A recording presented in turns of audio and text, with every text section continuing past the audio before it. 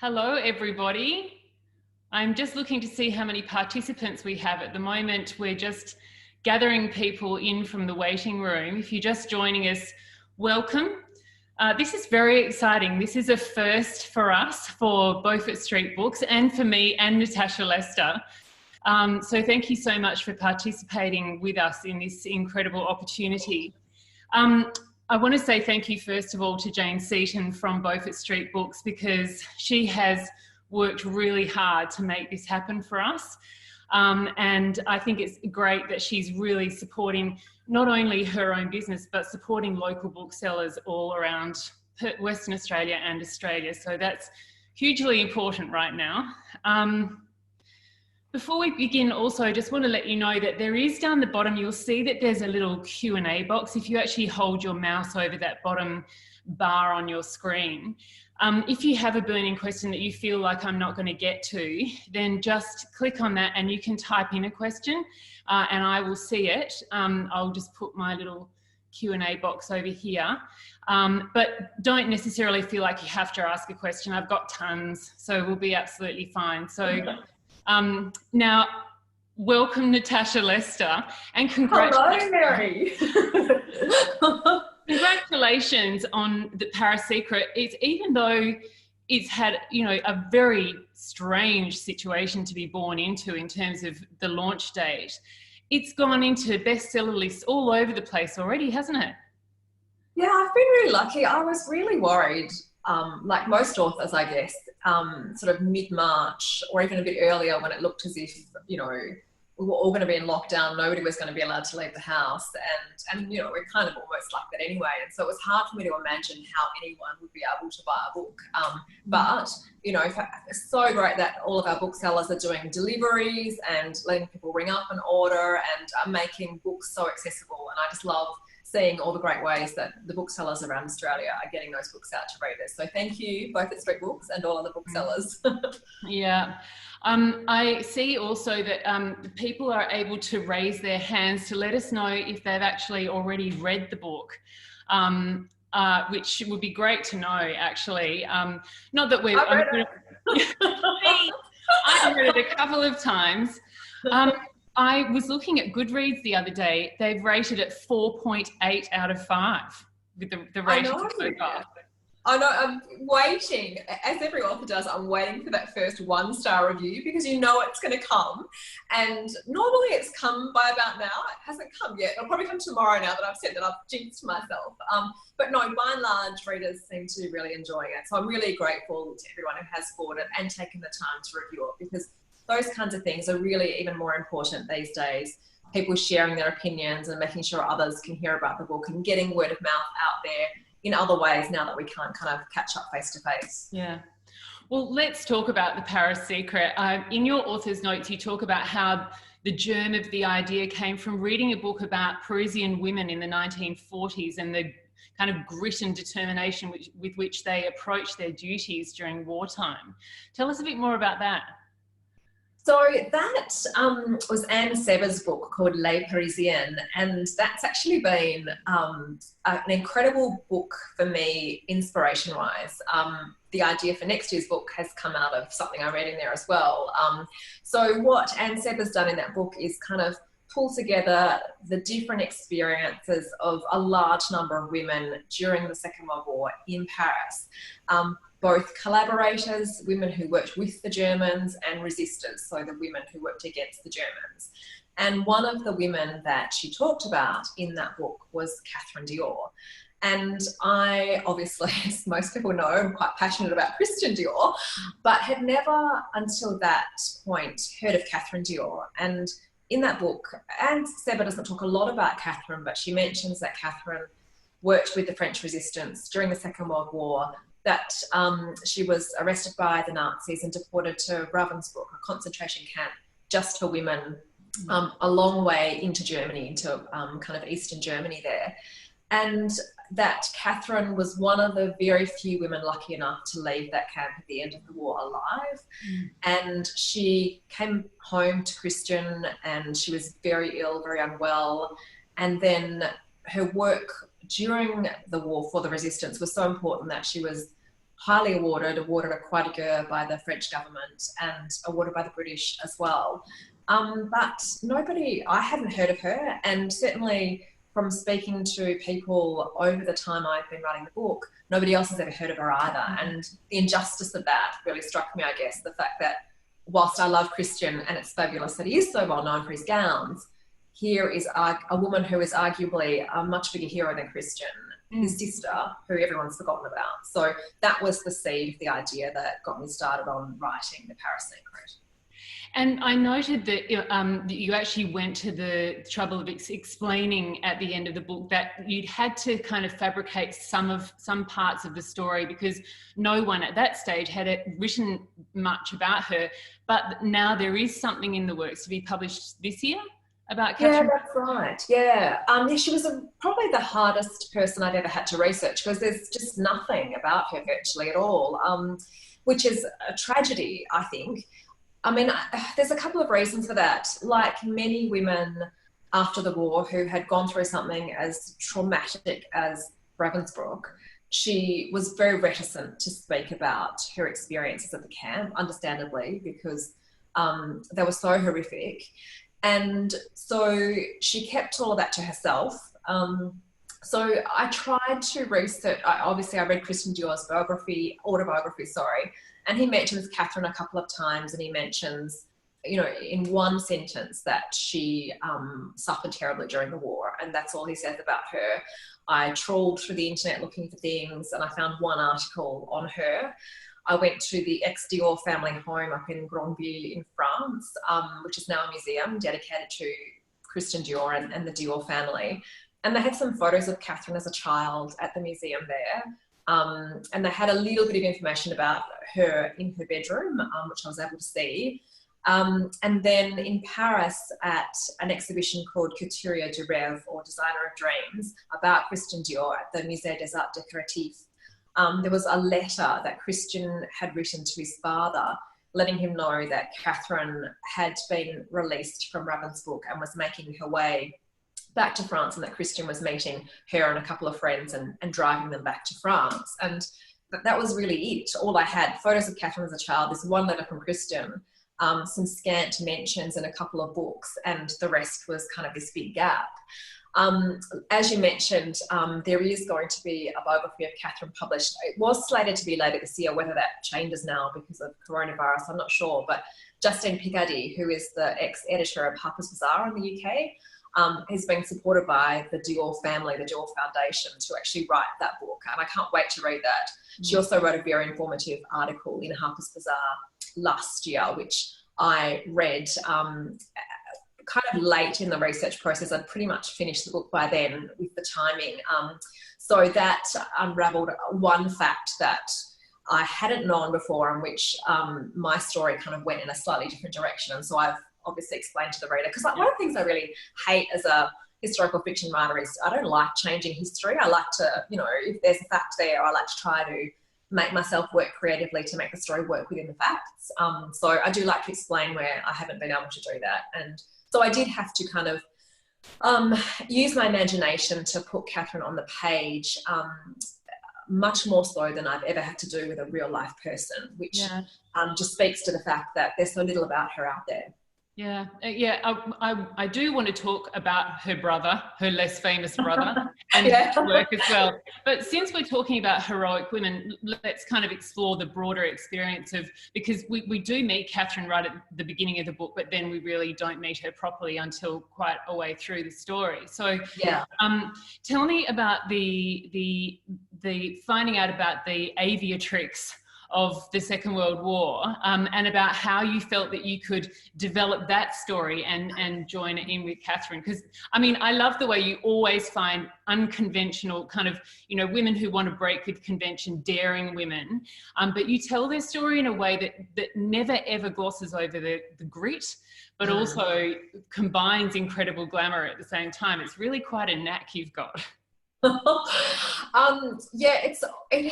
I kind of pitched this idea to my publisher, I was writing it in an email and I was thinking, oh my God, she's going to think I'm insane. How do you incorporate Catherine Dior and female pilots and a wardrobe of Dior gowns into a story and make it actually cohesive and make it kind of gel. But luckily she knows that I'm never satisfied with just one idea. There's always got to be a few things in the mix. Yeah. And so she trusted me, thank goodness. Thank you, Rebecca. So yes, I came across the female pilots of the Air Transport Auxiliary, or the ATA, when I was researching the French photographer. And I didn't know that there were female pilots who worked during the Second World War on behalf of the war effort. And so I thought, well, if I don't know, there's a good chance that some other people don't know. But it sounds like, again, these are the kinds of women that I like to write about, the kinds of women that have been forgotten by history, but who deserve to be more widely known. So the minute I started doing just even a fraction of research about those women, I realised that there was a huge story to tell there. It was a story of women fighting against discrimination, fighting against the male establishment in the RAF who didn't believe that women should be allowed to fly their aeroplanes, women who worked in atrocious conditions, who were incredibly brave. Probably, I would say, out of all the women I've researched during the war, some of the bravest women I've ever come across. Really? Yeah. Yeah, definitely. And so the more I read, the more I knew I had to write about them. And the struggle there was so much I could have put into the book, so much research, so much I had to leave out in the end. That, you know, it's kind of a shame that, you know, you can't write a book of 200,000 words because nobody would read it. Because there's a lot more to tell about them than I was able to kind of fit into my book. But yeah, I would love to ask you just a little bit like about the detail of some of the circumstances that they had to endure to be even given, you know, I know they had to train, they had to do way more flying hours than the male pilots. And they were put in very, very dangerous circumstances. Like they were given, you know, the not proper navigation equipment and all sorts of extremely dangerous things, which actually made them, as you say, not only brave but also incredibly skilled. Tell us a little bit more about what you found out about their experience. Yeah, they were basically given a compass and an aeroplane and told to get in there and fly from one RAF base to the other with just the compass, and to make sure that they could see the ground at all times so that they could follow a railway track or a road in order to use that as a direction marker for their journey. And that's just extraordinary. I mean, can you imagine a Qantas pilot nowadays getting into a plane and being given a compass and told, I'll fly low enough to follow that train track, and that's how you'll work out how to get from Perth to Sydney, for example. You know, we couldn't imagine that would happen. That would seem so unsafe and so outrageous, but that was what these women had to do. They were, you know, they could use their watch or their compass, whichever they preferred. They had to have a kind of forensic understanding of the old Roman roads in England and the railway tracks, because that was how they found their way from A to B. They had no radio.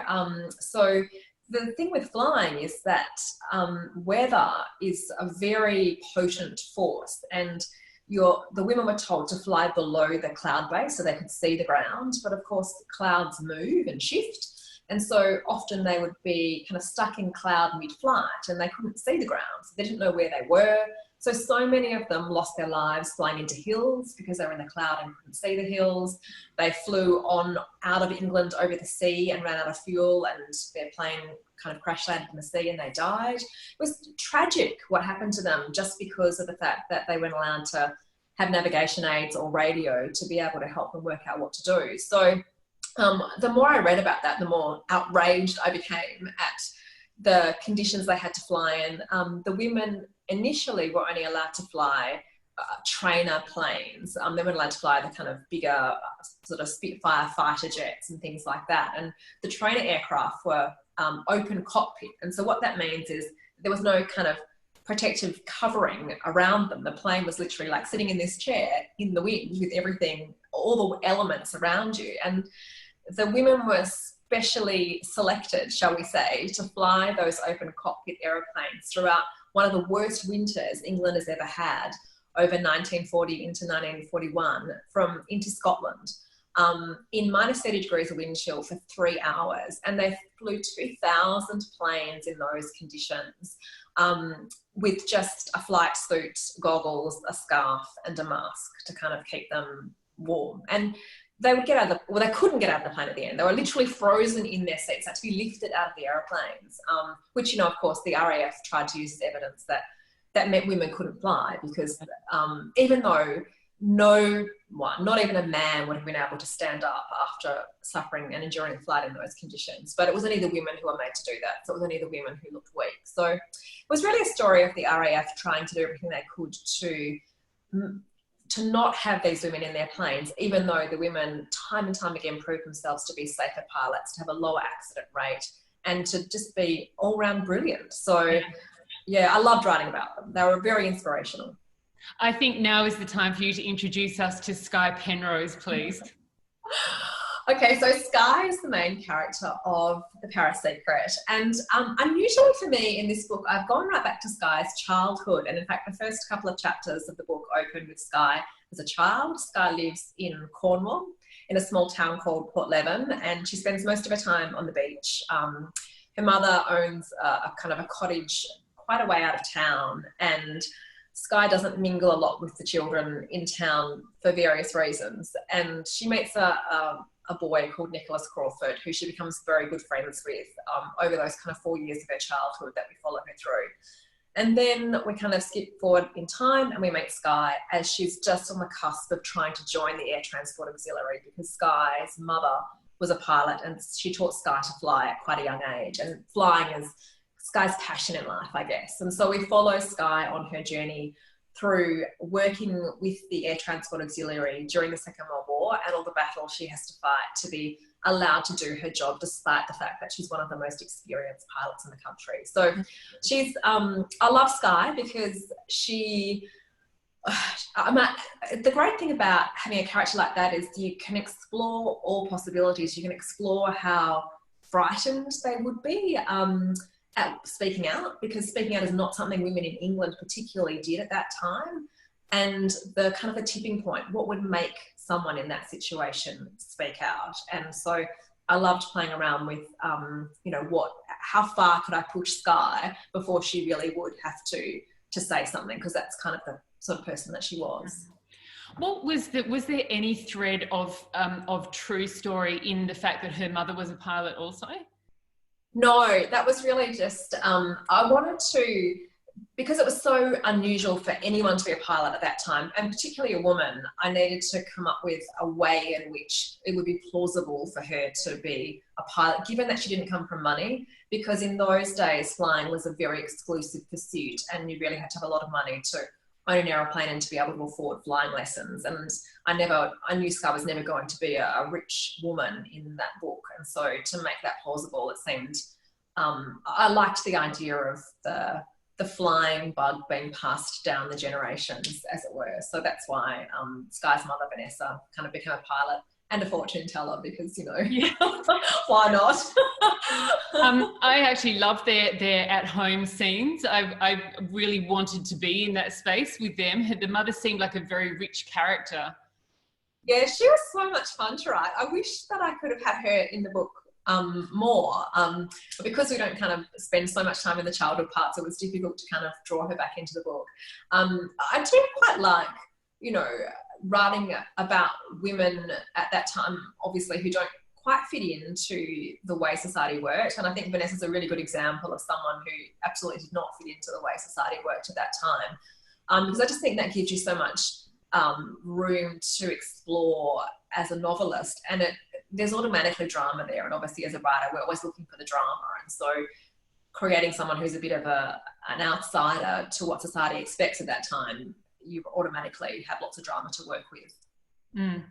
So before we move on to a couple of the other main characters, I just want to ask a little bit more about your research around the women who flew in the Second World War, because I know that you used a number of the names of real life characters at that time, like Vera Atkins, Amy Johnston, Rosemary Rees, and there was Joan and Pauline as well. So you kind of fiddled around a little bit with what you needed to with that. But why do you decide to use the names of the real people who were there in amongst the fiction?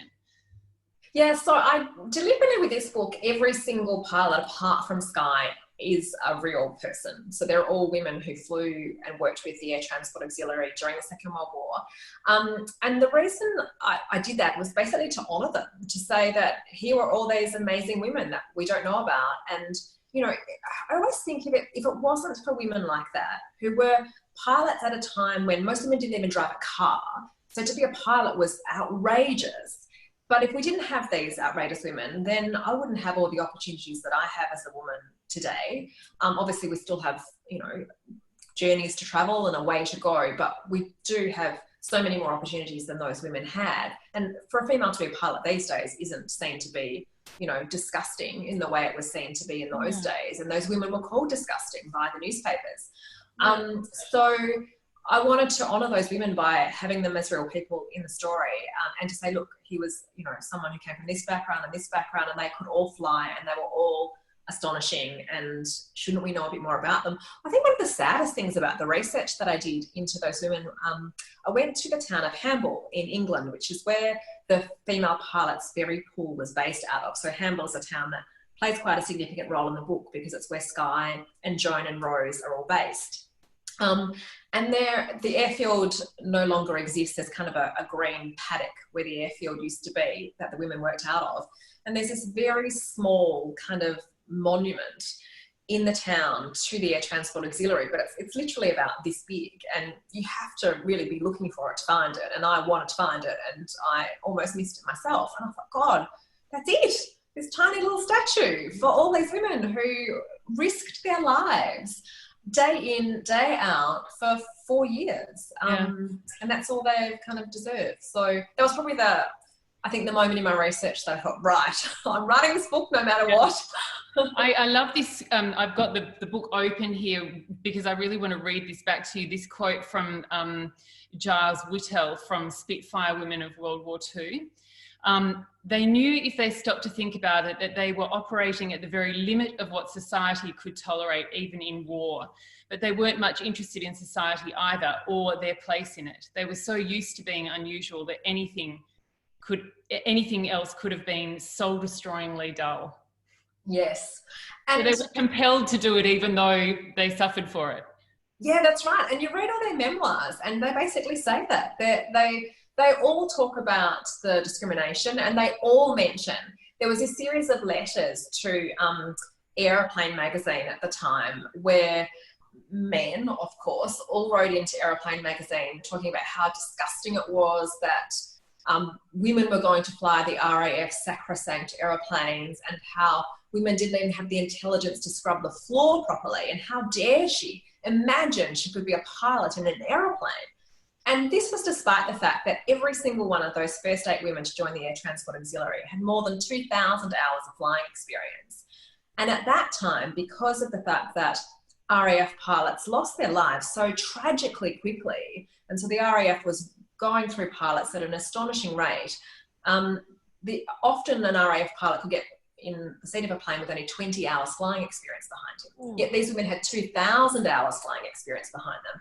And they were considered to be not intelligent enough to fly planes and to be doing something disgusting. And the stark contrast between what was acceptable for a man flying a plane and what was acceptable for a woman flying a plane, which wasn't acceptable at all, just irritated me so much, as you can tell.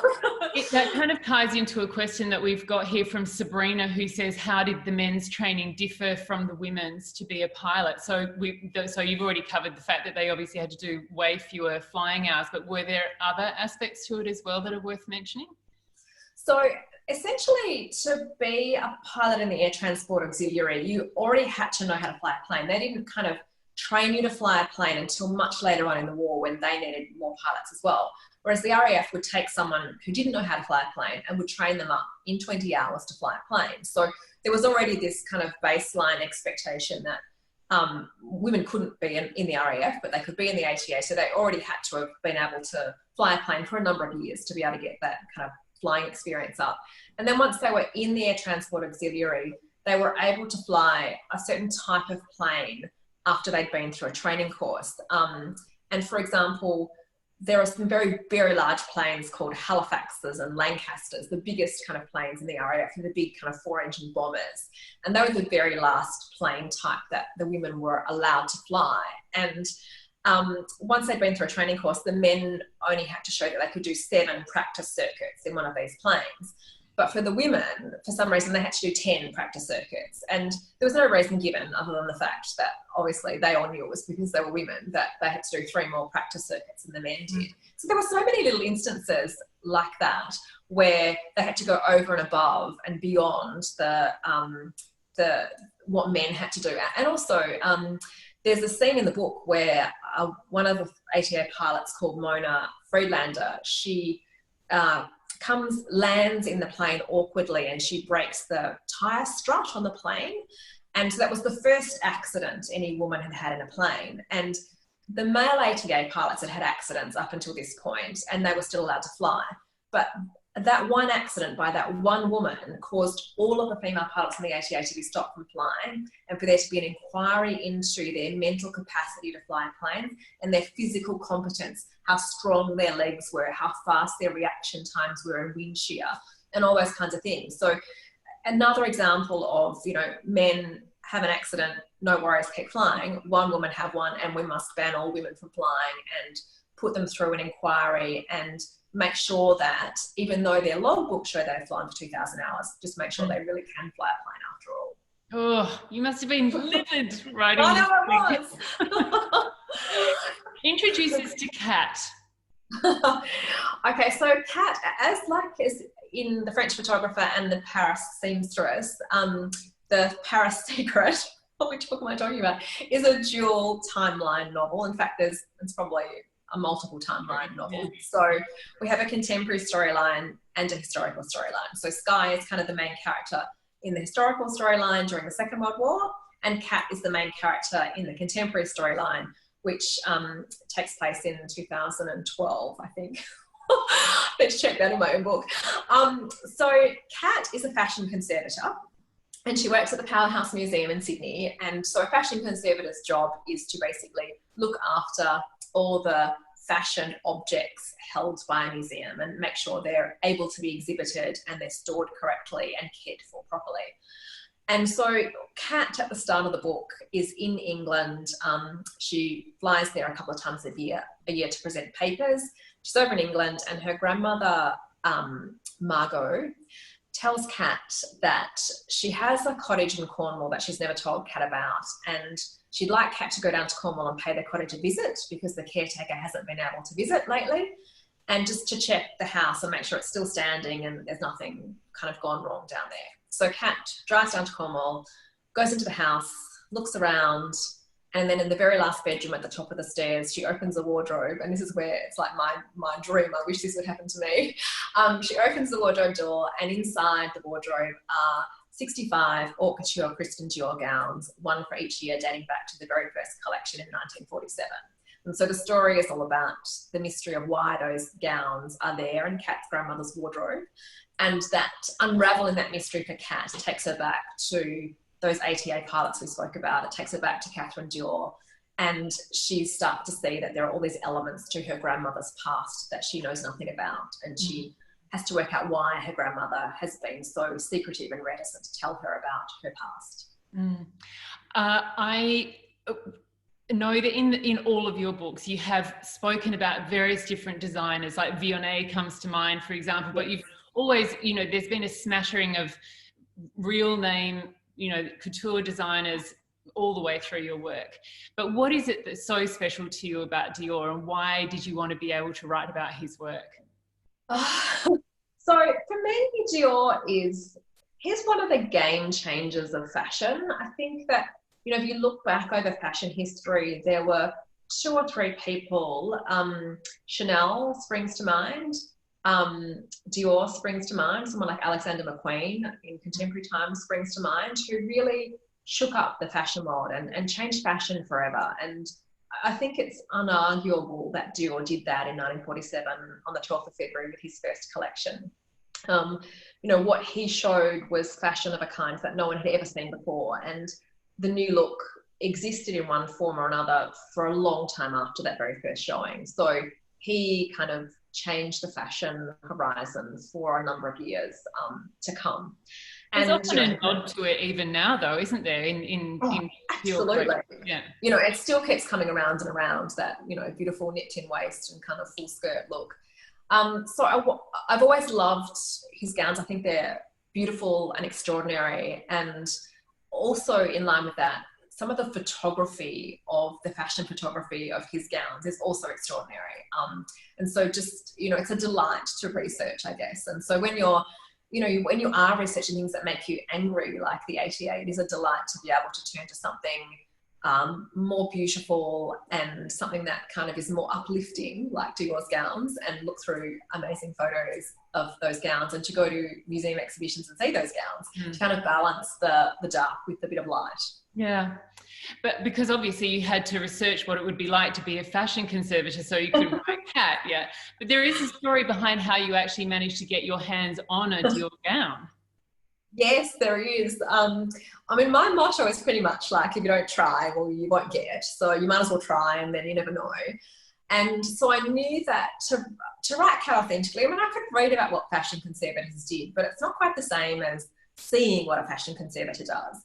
And so I thought, well, who has, you know, a great fashion collection in Australia? Obviously, the Powerhouse Museum has an amazing fashion collection. And so I thought, well, what if I just send them an email and say, I'm writing a book, here's, you know, who I am. Could I come and talk to one of the fashion conservators? And, oh, by the way, if you happen to have any kind of 1940s Dior gowns, could I have a look at one while I'm there? That's right. And I was so lucky. Like, obviously, the universe wanted me to write this book, because I just sent the email to the kind of info email address. It wasn't to anyone in particular. It was the address I found on the website, basically. And so whoever received that email forwarded it on to the fashion conservator at the Powerhouse Museum, and who at that exact moment was reading The Paris Seamstress, one of my previous books. Oh. So she read the email and was like, oh my God, I know this woman, I'm reading her book. And so it meant that, you know, she emailed me back straight away. She's like, oh, I'm reading your book and I love it. I would be so excited to chat to you. And I did find generally that people love to talk about their jobs to a writer. I mean, who wouldn't love to talk about what they do for a couple of hours to a captive kind of audience like I am? So I organised with her to go over to Sydney and to have a tour of the Powerhouse with her, where she would tell me all about what she did, which was quite incredible, actually. You know, I mean, just things like that you'd never think of. So when they're exhibiting a dress, for instance, dress mannequins only come in a couple of different sizes. There's only 2 or 3 places that make the mannequins on which to kind of hang the dress. And often the mannequin isn't shaped right for the outfit. So they have to like shave away the breasts or carve in the waist or put padding on the hips to make sure that whatever dress they're hanging on the mannequin is shaped properly on the mannequin. So just things like that I would never have thought about a fashion conservator doing. She was able to show me and tell me how she did all of that. And then she led me downstairs into the kind of the underground area of the Powerhouse Museum. And we put on these blue rubber gloves and she showed me these massive drawers. So they're like, you know, this long, and these big banks of drawers, and they've all got little images on the front showing which dress is in each drawer. And she pulled one open and it was a 1949 Christian Dior gown, a really famous one. The Met Museum has a copy of this gown, for instance. And I was able to, with my gloves on, literally open the dress out, touch all the little hook and eye closures and the cupboard lid weights, and see how the skirt would hang, and just spend as much time as I wanted to, taking as many photos as I wanted to of this dress and another 1950s Dior that they had there. So she was amazing. Like I spent the whole day there. Once I'd finished kind of touching the dresses, she took me up to the Powerhouse's library, and the librarian gave me all these amazing videos to watch from the first fashion parades in Australia. And I was just like, it was the best day of my life. It was Natasha heaven. The only thing was you didn't get to take a dress home. I know. So, I mean, it is interesting just to really understand the appreciation of couture, because, I mean, you talked about the weights, for example. You know, on many people would go through their lives never wearing a gown that needed to be weighted, for example. Yes. But is that all, like, what did you notice about the detail in those garments that really stood apart from, you know, that is worth mentioning, I guess? Well, I guess the first and most important thing is you'd never be able to wear one of those dresses on a hot date because it would take a maid to get you out of it at the end of the night. So definitely not a dress for that kind of occasion.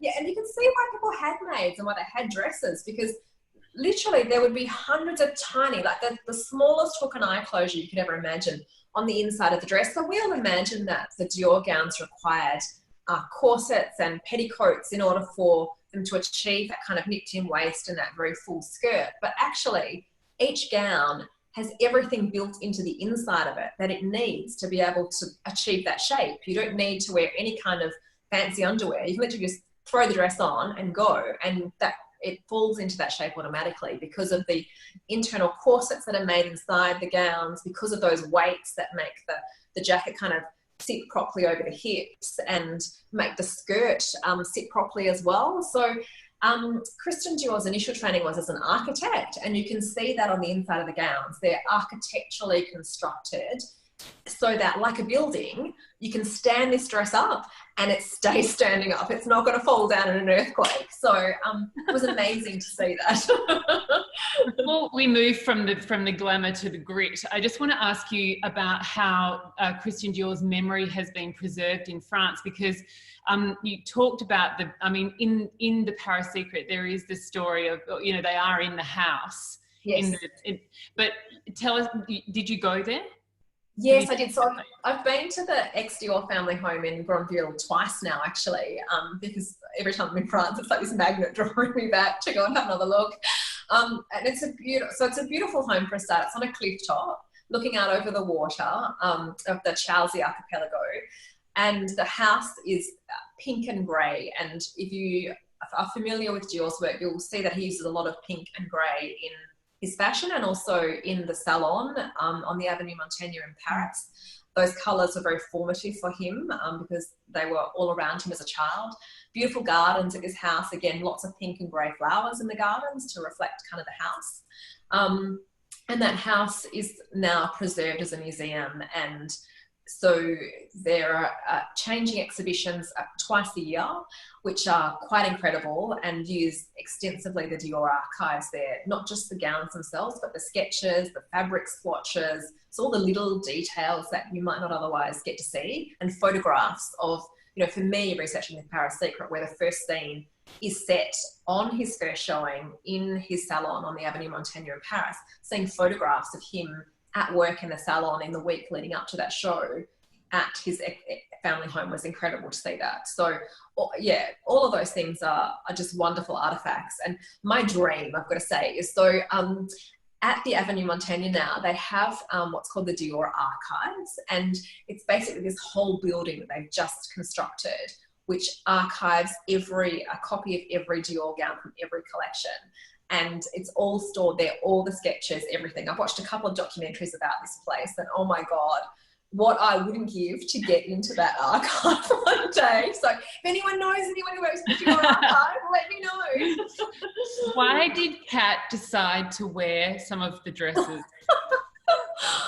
Well, so, if you had the chance, if you had the chance to wear a Dior gown from the 1940s, wouldn't you? So the reason for everybody else, the reason Meri's probably asking that question is, as a fashion conservator, normally you wouldn't wear a gown from the 1940s because everything about you would make that gown deteriorate. The kind of oil on your skin, the salt in the air, the humidity, the temperature conditions, etc.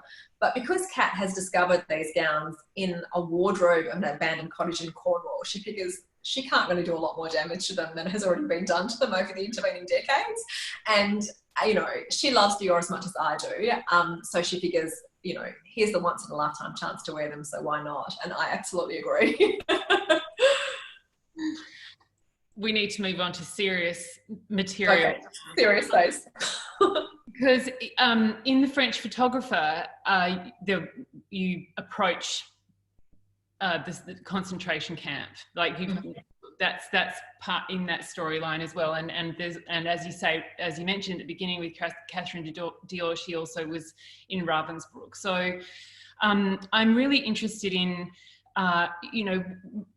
your capacity to take your characters to the deepest, darkest places, and with really gritty reality, tell us what that experience was like, because this must have taken some pretty harrowing research.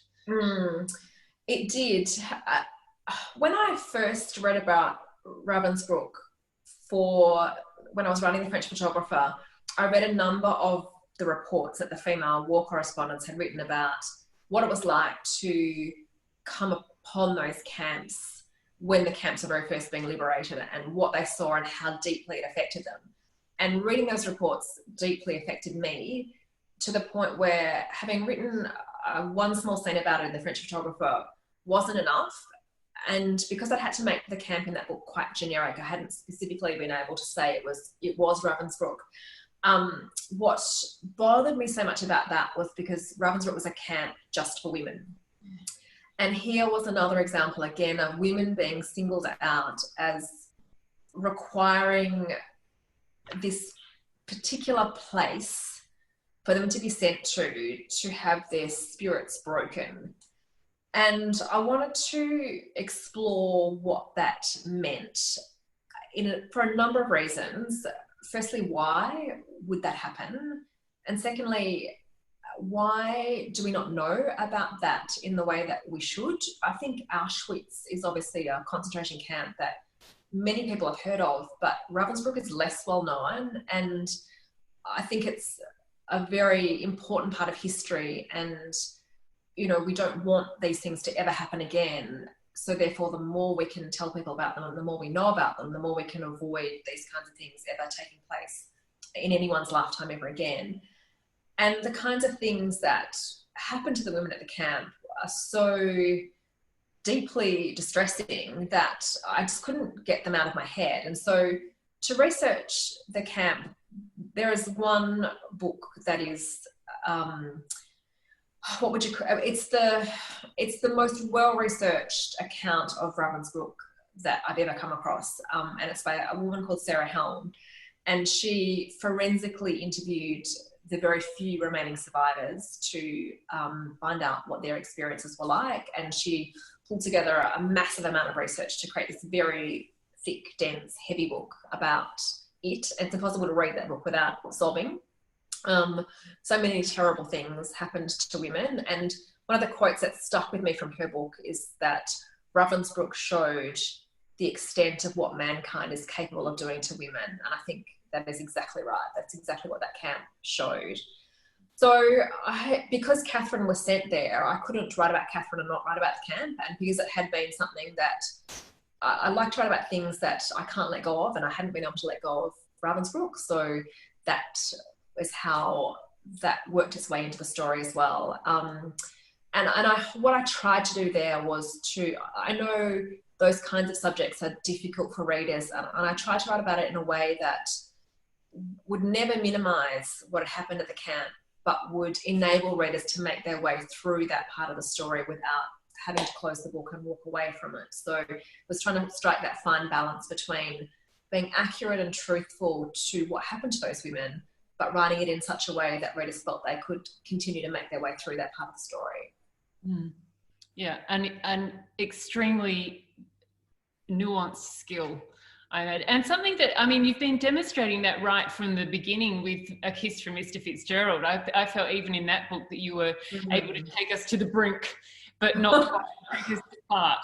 Yeah, it's really interesting. I don't know why, but when I write a book, obviously it gets submitted to the publisher and parts of it have to be rewritten quite heavily, and those parts for some reason didn't really require much work after they went to the publisher. It was like they were, I don't know, I think maybe I felt them so deeply that when I was writing them, everything I had kind of went into them, and they kind of emerged just exactly as they needed to be, and really didn't require much further work as we went through the editorial process. So I guess I'm quite proud of those chapters, maybe that's a strange thing to say, but proud of the fact that, here was a place where 120,000 women were sent, 90,000 of them died, and only 30,000 survived.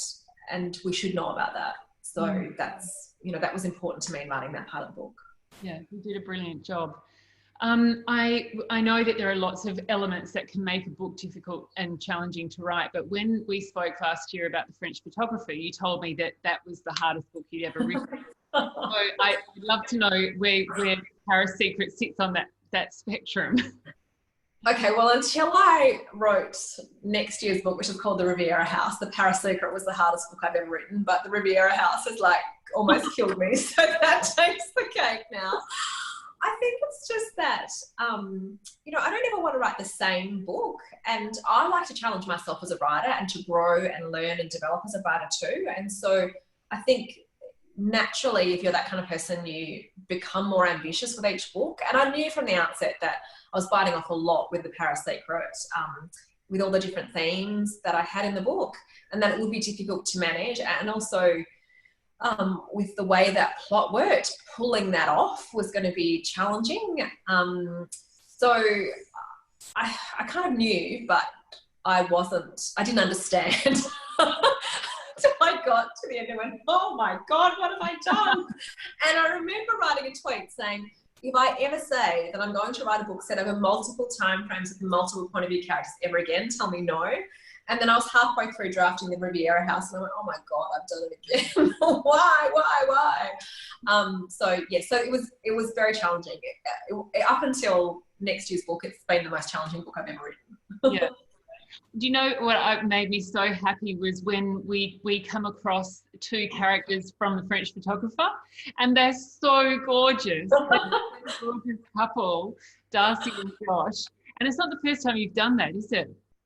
No, I do like to bring back characters from my previous books into the book that I'm writing, just because it's a bit of fun. You know, if you haven't read the previous books, it doesn't matter at all if you don't know who these characters are. But if you have read the previous books, it's kind of like, oh, you know, welcoming back a friend. And for me as a writer, it's like that too. I mean, maybe this makes me sound a bit sad, but I don't like letting go of my characters at the end of a book. I've spent so much time creating them and they become so very real, and then you kind of have to go, oh, we'll see you later. I'll never see you again, ever, for the rest of my life. It's like, oh, that's really sad. So being able to bring them back into other books, you know, it's nice for me. And so many readers have already messaged me to say, oh, I love seeing Josh and Darcy again, and you know, they're married and they've got twins. It's so exciting. So I really liked that, and they just fitted perfectly into the story. You know, Kat needed to meet these friends when she went out one night, and it was like, well, they would be her kind of people totally. So it was lovely to resurrect them in this book. And it was lovely that Darcy is such a devilish little matchmaker as well. I love that. I had a lot of fun writing that scene. I have to ask you, of course, my copy of this book, which I've had for quite a long time now, is called The Dior Secret. Yes. So tell us are you able to talk about the title of the book and how it came to be The Paris Secret? So some people might know that last year, the book that came out in Australia of mine was called The French Photographer, but that in the US, it was called The Paris Orphan. It had a different title over there. And titling a book is up to the publisher of any given country where the book comes out. And the US publisher felt that The Paris Orphan was a title that better suited the market over there. And the only thing with that is it makes it quite difficult communication-wise for me on social media. Now, that's a global kind of platform, and I have followers from all over the world who were wondering whether they could buy The French Photographer and why they couldn't find it on the American Kindle site, for instance, or at Barnes & Noble. And I was having to do a lot of extra work explaining that The Paris Orphan was the same book but with a different title. Had readers buy both books thinking they were different, and then they've discovered they were the same. And I hate for readers to be disappointed, even though nothing to do with that is my fault. I just hate for a reader to be disappointed in anything. So we just really spent a lot of time talking with all the publishers this time about trying to get that title the same. And so it was kind of the Dior Secret for a while, but then the Paris Secret suited everyone better, so it ended up being called that. I think Paris in the title is quite important to the American market. So I'm hoping the Riviera House next year won't be called the Paris House, because then I'm just going to have to go and hide under a chair. It's a working title though, isn't it? The Riviera. I know, I love the Riviera House. Yeah. I want to keep that. So what can you tell us about that book? I mean, I know usually by this stage you're quite far along in the process with whatever next year's book is by the time this year's book. I only know this because I think this is the 5th book in 5 years. Is that right? Yeah, it is. Yeah. Quite extraordinary. That is an extraordinary achievement. Do you feel that sense of achievement? I feel very tired.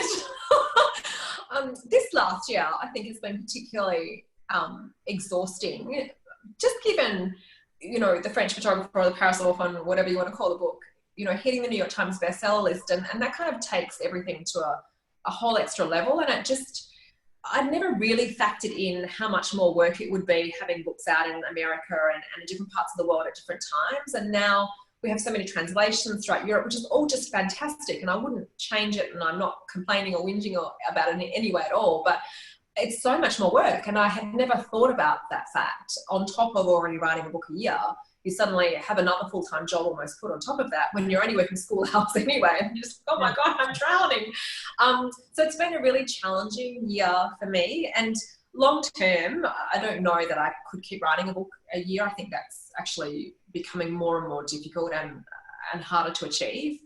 It's been I've got to say that whilst coronavirus is a terrible, terrible thing, the slowing of pace over the last couple of weeks that has gone hand in hand with the social distancing, I've actually really enjoyed that slowing of pace for our whole family. So that's been nice to get a perspective on what life maybe could be like or should be like when you're not so frenetic. So so the Riviera House is coming out next year. I actually think it's not, I think we're moving our publication slot next year to September to kind of take advantage of the Christmas kind of buying period. So, which will be nice for me. That's 18 months between books, and I think that'll give me a nice breather. I feel like I need it so that I don't kind of get burnt out.